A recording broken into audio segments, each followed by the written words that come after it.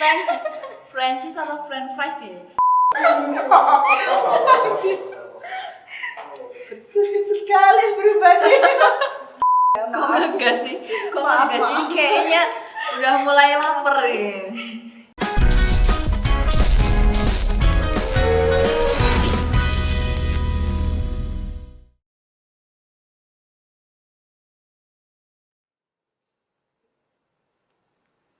Halo, assalamualaikum warahmatullahi wabarakatuh. Kembali lagi pada Pilog Podcast Filsafat Logika. Halo guys, gimana kabarnya? Semoga selalu baik-baik saja dan semoga tetap sehat dan semangat. Oke, Pilokers, sekarang kita mau bahas tentang filsafat logika kontemporer. Jadi sebelumnya kenalan dulu nih sama kakak-kakak yang ada di depan kalian bertiga ini. Oke. Jadi kenalin dulu dari gue nih. Kenalin, nama gue Tiffany Safitri dari Prodi Ilmu Komunikasi Fakultas Ilmu Sosial dan Ilmu Politik. Nah, lanjut yaitu kenalan sama kakak dua yang di kanan kiri aku ini yang cantik. Bisa dimulai dari yang sebelah kanan. Kenalin, saya Nadia Oktaviana Lubitasari, biasa dipanggil Nadia, Prodi Ilmu Komunikasi, Fakultas Ilmu Sosial dan Ilmu Politik. Oke, lanjut sama kakak sebelah kiri.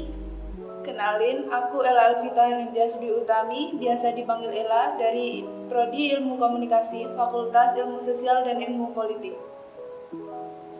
Oke, sebelumnya kalau aku boleh tahu kakak ini pada semester berapa nih? Semester 2. Kalau Kak El? Aku semester 2. Oke. Jadi kalau boleh tahu, Kak Nadia ini dari berapa bersaudara nih?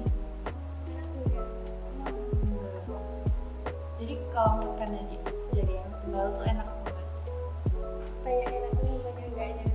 Kenapa begitu? Karena di rumah itu sepi, nggak ada temannya buat ngobrol.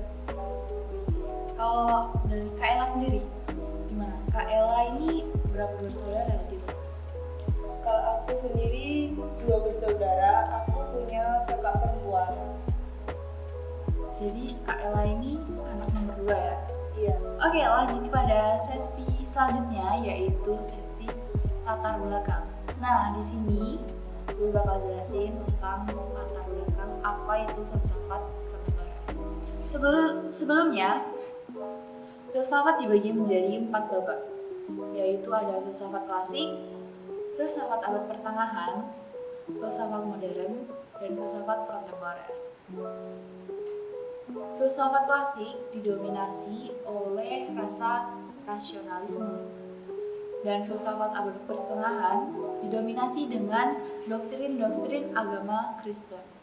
Selanjutnya, filsafat modern didominasi oleh rasa rasionalisme, sedangkan filsafat kontemporer didominasi oleh kritik terhadap filsafat modern. Oke, itu tadi secara luasnya ya. Nah, sekarang kita coba fokus untuk kepada inti pembahasan kita, yaitu tentang filsafat kontemporer. Filsafat kontemporer ini muncul pada abad ke-20 sebagai kritik dari filsafat modern. Filsafat kontemporer ini adalah rasionalisme yang digunakan untuk membangun seluruh isi kebudayaan dunia barat. Perlu diingat juga, filsafat barat kontemporer sangat heterogen karena profesionalisme yang semakin besar, akibatnya muncul banyak filsuf yang ahli di bidang matematika, fisika, psikologi, sosiologi, ataupun ekonomi. Sehingga banyak pemikiran lama dihidupkan kembali seperti neotisme, neokantisme, neopositifme, dan sebagainya. Oke, sebenarnya filsafat itu berasal dari kata philos dan sophos. Philos sendiri yang artinya cinta dan sophos yang artinya kebijaksanaan. Jadi intinya kalau digabung itu bisa cinta pada kebijaksanaan. Filsafat kontemporer muncul diawali sikap ingin mendobrak teori filsafat modern yang menggunakan universalitasan, kebenaran tunggal dan bebas nilai. Oleh sebab itu, salah satu ciri yang terdapat dalam filsafat kontemporer ini menggunakan nilai-nilai relativitas dan mini narasi dan lebih cenderung beragam dalam pemikiran. Ciri filsafat kontemporer adalah sebagai reaksi dan berkembangnya filsafat modern yang semakin melenceng. Pemikiran kontemporer ini berusaha untuk mengkritik logosentrisme filsafat modern yang berusaha menjadikan rasio sebagai instrumen utama. Perkembangan filsafat kontemporer berada dalam dua jalur, yakni filsafat holistik dan filsafat dekonstruksi. Nah, itu tadi sedikit saya jelaskan tentang latar belakang filsafat kontemporer modern. Oke, lanjut aja pada sesi yang selanjutnya, yaitu tentang inti dari filsafat kontemporer. Mungkin dari Kak Nadia sendiri nih, ada yang mau dijelasin atau menurut Kak Nadia itu gimana sih filsafat kontemporer? Menurut saya, filsafat kontemporer ini berkaitan dengan isu kekinian yang dicarikan jawaban oleh para filsuf. Periodisasi filsafat kontemporer biasanya masih pada abad dahulu dan sekarang. Filsafat kontemporer dalam perkembangannya masih melanjutkan isu-isu utama dalam filsafat modern, namun dengan sudut pandang yang berbeda. Kalau menurut aku, filsafat selanjutnya harus dikembangkan sebagai ilmu kritis dalam menjawab segala persoalan yang muncul di tengah-tengah masyarakat. Bagi seorang mahasiswa yang mendalami pemikiran-pemikiran yang lahir dari ranah filsafat, harus dapat membaca, memahami, untuk selanjutnya sebagai sebuah motivasi dalam menjawab tuntutan zaman. Jadi kan menurut kalian kan kayak gitu kan di ilmu filsafat logika kontemporer. Nah, dari kalian sendiri nih, kalian pengen gak sih mempelajari lebih dalam tentang ilmu filsafat kayak gitu? Ada gak sih keinginan dari dalam diri kalian sendiri? Mulai dari Kanadia dulu nih. Sebenarnya ada sih, Kak, tetapi bingung harus memulainya dari mana. Nah, apa yang bingung? Kan di prodi ilmu komunikasi ada mata kuliah ilmu filsafat logika. Oh iya ya, Kak ya. Nah, benar tuh apa yang dikatakan Kak Ella. Jadi di prodi ilmu komunikasi kan ada mata kuliah ilmu filsafat dan logika. Nah, di situ kan ada dosennya, namanya Pak Ayub ya kan. Nah, mungkin Kak Nadia nanti bisa langsung CP, terus nanti bisa tuh tanya-tanya ke Pak Ayub, Pak, aku ingin belajar lebih dalam filsafat logika kayak gitu. Mungkin nanti akan dibantu dengan referensi, dikasih buku ini atau nonton YouTube-nya ini gitu. Jadi jangan bingung lagi gitu. Oh iya, Kak, terima kasih ya informasinya. Sama-sama. Oke, lanjut ke Kak Ella sendiri nih. Jadi kalau menurut Kak Ella sendiri nih gimana? Di dalam hati yang paling dalam, Kak Ella ada nggak sih kayak tertarikan untuk mempelajari ilmu filsafat? Kalau aku pribadi sih nggak tertarik. Kok gitu sih? Kenapa emang? Kalau menurut aku itu rumit gitu. Kalau mau mempelajari itu rumit. Terus bahasanya filsafat itu terlalu tinggi buat aku.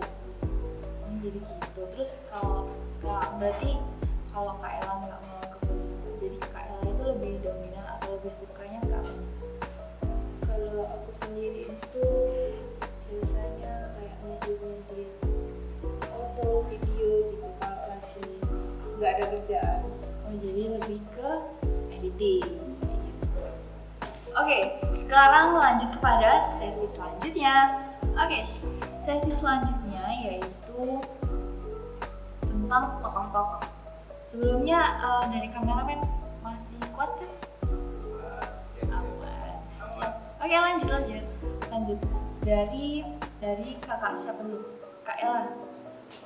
Jadi menurut Kak Ella sendiri nih, Kak Ella bisa ngejelasin nggak atau ngebantu orang-orang atau teman-teman yang belum tahu tentang tokoh-tokoh yang berperan penting di ilmu filsafat kontemporer ini? Mungkin Kak Ella bisa jelasin? Oke, aku akan jelasin sedikit tentang siapa aja tokoh-tokoh filsafat kontemporer. Yang pertama, Jean-Paul Sartre. Dia merupakan seorang filsuf kontemporer dan penulis Prancis. Ia dianggap mengembangkan aliran eksistensialisme. Sartre menyatakan eksistensi lebih dulu dibanding esensi, yang artinya manusia akan memiliki esensi jika ia telah eksis terlebih dahulu dan esensinya itu akan muncul ketika manusia mati. Yang kedua ada Søren Kierkegaard, seorang filsuf dan teolog abad ke-19 yang berasal dari Denmark. Awalnya, Kierkegaard sendiri seseorang yang cenderung religius ketimbang filosofis dan agak membangun jarak terhadap filsafat. Tetapi ia justru dikenal sebagai bapak eksistensialisme. Selanjutnya yang terakhir ada Friedrich Wilhelm Nietzsche. Wah, namanya sulit sekali. Friedrich. Everybody. Kau Francis atau French fries sih? Ini Francis sih kayak apalagi udah jam segini ya kan, udah lapar-laparnya ini. Gak apa. Namanya itu sebenarnya Friedrich.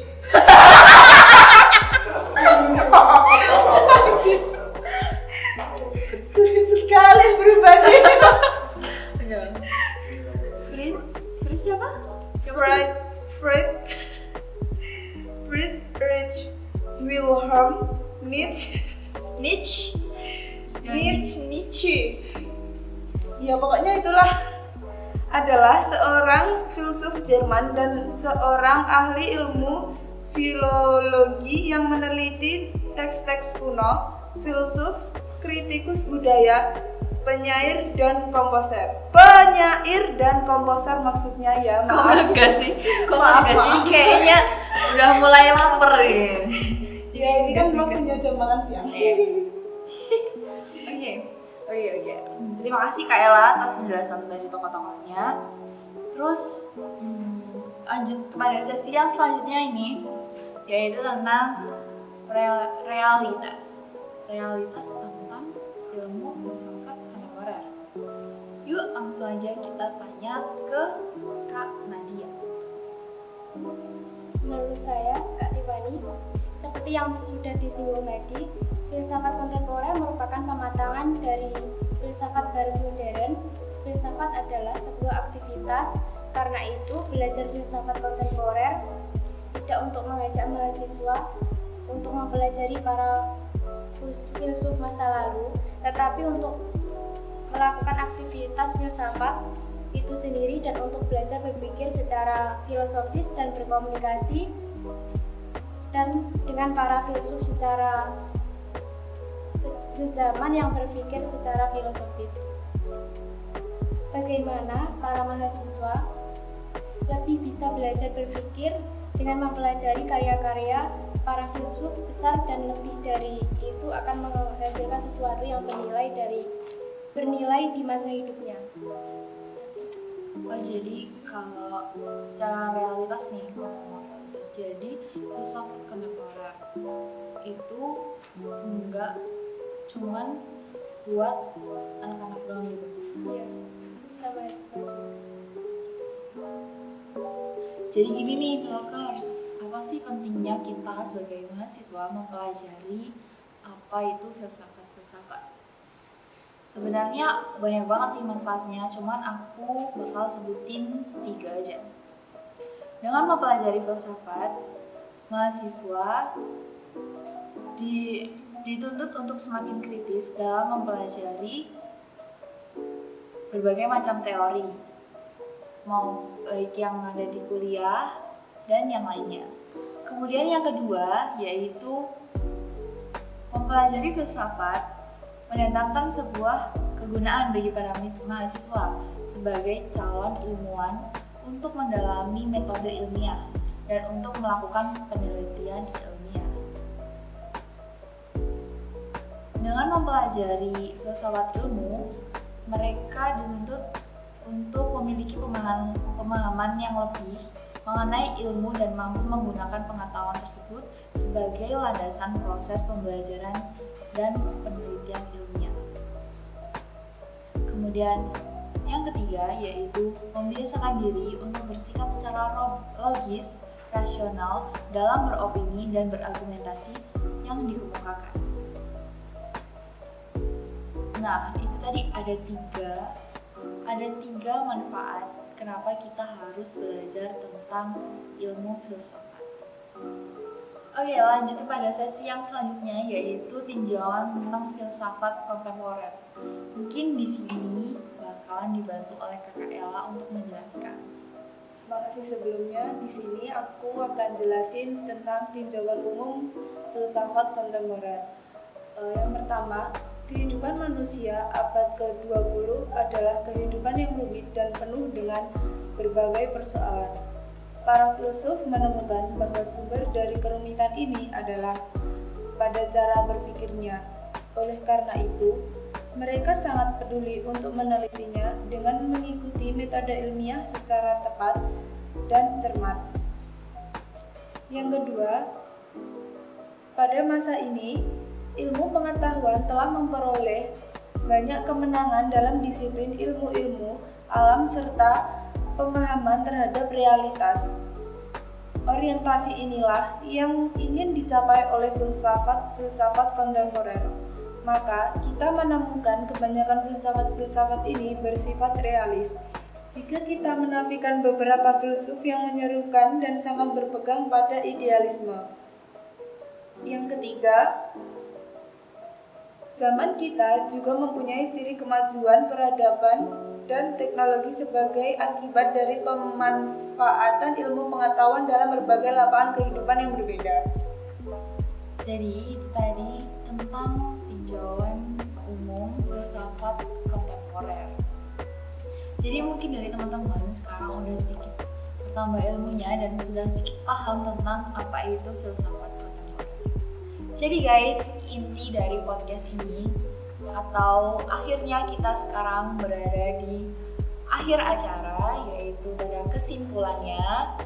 Yang pertama yaitu filsafat kontemporer merupakan filsafat yang terjadi pada masa kekinian atau terjadi pada saat ini yang tidak terikat dengan aturan zaman sekarang. Jadi filsafat kontemporer itu kayaknya filsafatnya bau-bau tentang kekinian gitu sih. Jadi buat teman-teman yang ingin mempelajari lebih lanjut atau lebih lengkap tentang filsafat, jangan putus asa, jangan putus semangat. Filsafat itu sebenarnya seru dan juga asik sih. Filakers, akhirnya kita sampai di akhir acara. Terima kasih sudah melihat dan terima kasih kepada Kakak Nadia, Kakak Ella. Terima kasih sudah bergabung pada acara Pilog hari ini. Semoga kalian terhibur dan semoga ilmu kalian juga bertambah. Oke, yang terakhir jangan lupa buat kalian di like, komen, dan subscribe di channel ini. See you. Bye.